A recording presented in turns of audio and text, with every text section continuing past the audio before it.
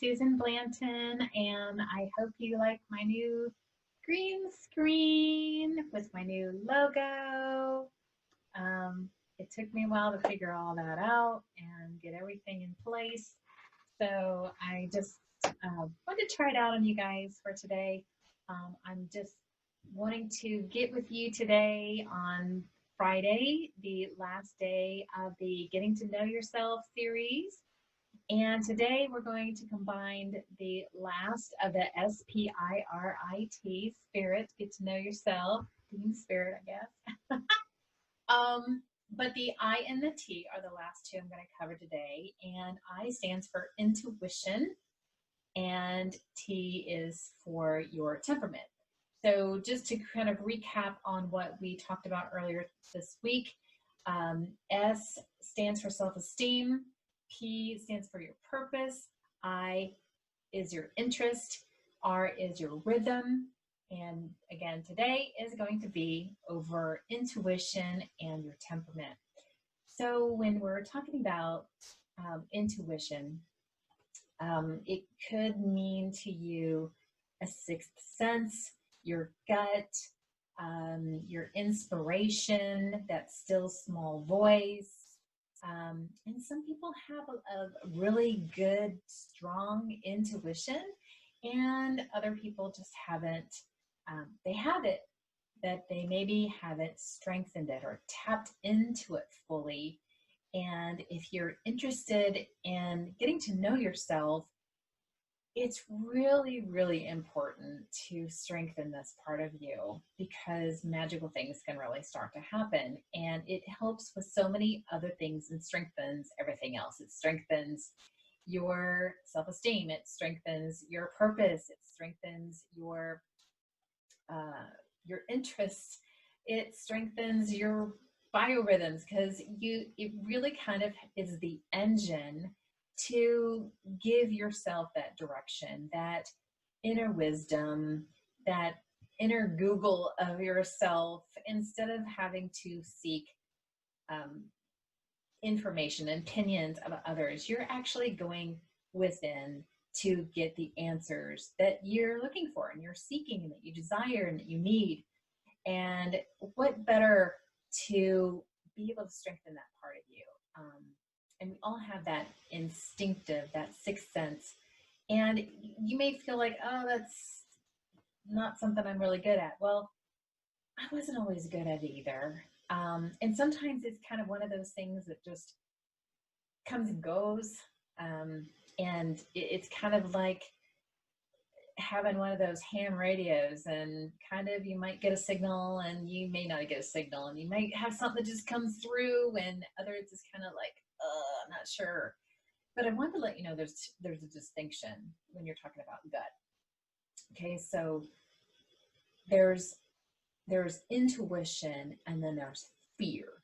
Okay, so you have to know which one is this coming from. So when it is fear-based, that really is more coming from a belief that you have been taught, accumulated, learned. I mean, granted, we have fears that are supposed to keep us from danger, right? So those are good. Those are good. But fears that are coming from something that's really not serving you, that's keeping you from living your fullest life, keep you from taking maybe calculated risks or risks that you actually should try to do, that aren't going to kill you, but you just want to do. You're just like, oh, I really want to do this, but I feel kind of like scared about it. That is something that we'll have to talk about later, as far as like kind of reprogramming your beliefs. But the fear, the gut, that's coming from a belief. So that's not what I'm talking about. That's not intuition. Intuition is something that's more of an inspiration or an idea, a knowing, it's a feel-good feeling, and it's something that kind of gives you some direction in what you want to do. It helps with your purpose. It helps with improving those interests It's sometimes a very focused state. Like, for instance, when I'm painting, when I first start a painting, it looks horrible because I'm doing it from here. When it starts coming from within, I get into a zone. It's kind of like a meditation. It's like it's an intuitive response. And I'm just kind of painting through intuition, and it feels good. It gives me direction, it gives me purpose, it gives me, um, it feels good. And then you back off and go, did I do that? So if you've ever had one of those feelings like, did I do that? That might be in your intuition. Have you ever said something that just, you're just in the flow and talking, and you're like, wow, I don't know where this is coming from? Or maybe you've heard somebody just give you something profound, and they're not maybe usually the type of person that gives you something profound, but you're like, wow, that was really good. Yeah, she tapped into something, or he tapped into something. That is your intuition. So I just want to let you know that there's two distinctions. There's fear coming from beliefs, and intuition that kind of gives you that aha, that sort of like that flash, that epiphany.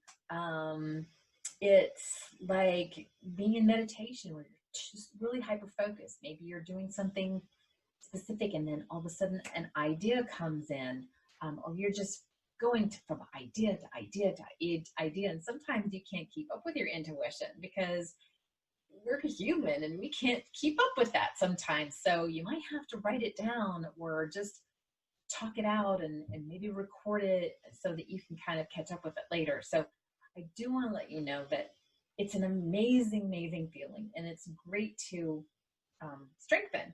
And one way you can kind of strengthen it is to just take a block of time, which you really need, a block of time that you want to set your intention that I'm going to listen to my intuition just during this time. I'm going to do whatever I want to do during that time. That's just kind of like, I'm going to go do this. I'm going to call this person. I'm going to maybe read a book. I am going to, what are you really led to at that moment? Maybe you want to write something down. Maybe you have an idea. You could just meditate, do nothing. It is just to kind of try your intuition on for size. And I remember one day, and this was an example of following my intuition. So I was in a job where I was commuting a lot, and it was just more than I had really anticipated I was ready for. I don't like to drive at night, and no matter what I tried to change my schedule of travel, it ended up being either night in the morning, night in the afternoon. So I had to find something else, and I really wanted to work from home, so that I could spend more time, spend those 3 hours or more, instead of driving, working on my business. So I had been really thinking it, and on my way to work, thinking about it a lot. And one day I got this nudge to go check my LinkedIn. And I was like, I had already checked my LinkedIn that day. And I said, I just like, well, I was kind of talking with my intuition. It's like, well, let's look at it anyway. So I looked at it again, and there was this note, this message on my LinkedIn Messenger from a recruiter that was not there before this morning. And so I was like, okay. So I read it, and he said, I've got this position over here. And at first I just thought, well, I already have that job. So I responded to him, and he was like, it's remote. And I was like, oh my gosh, maybe this is what I've been asking for. And so I decided to set up time with him on that next Tuesday. And that next Tuesday morning, my company that I was working for downsized. I wasn't part of the downsizing, but it came pretty close. So I thought, well, that's my sign. So if I had not listened to my intuition at that time, on that Friday, to check my LinkedIn messages, I may have missed that opportunity and he may have called somebody else and given it to somebody else. So that's an example of following your intuition. So another thing that I wanted to talk to you about was T. So T is your temperament, and your temperament is your personality. You know, what are you kind of known for? Are you a leader? You know, you kind of are that CEO type, that bottom line, and you really like to lead others, and you know, want to go towards a movement. Or maybe you're just like that cheerleader, like, come on guys, let's go do this. Or maybe you're the type of person that is motherly, the slow and steady to the races. Not slow, but you're just dependable, and you like to calm the waves and take care of everybody. You're a people person. Or maybe you're that type of person that's really detail oriented. You like to cross all the T's and dot all the I's, and maybe you're really good like a CPA, or somebody that really has to have that attention to detail.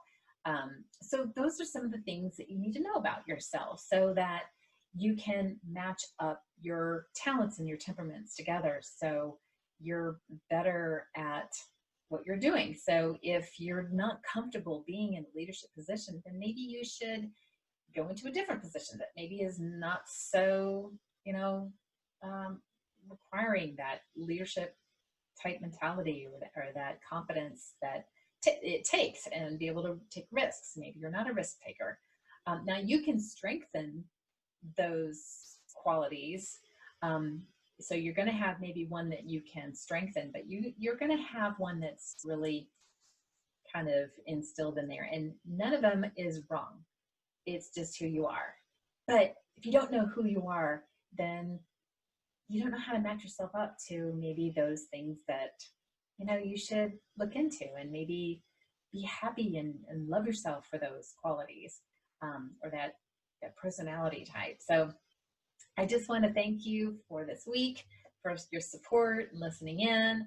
And if you would like to check out my new training that's going to be coming up before 2021, it's basically how to drop the drama, get to know yourself, and have a life of Zen.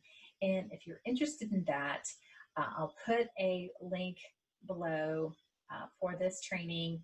And also you can go to the createhappynow.com website and find the information there and sign up there. And you can also obviously go to the Facebook group, YouTube channel, and the announcement will be there. But I really encourage you to get on the email list, so that you'll actually be the first to know about this, actually before I have the real announcement that will be coming out on social media. So thank you again. I hope you enjoy the SPIRIT Getting to Know Yourself week, and I will see you later.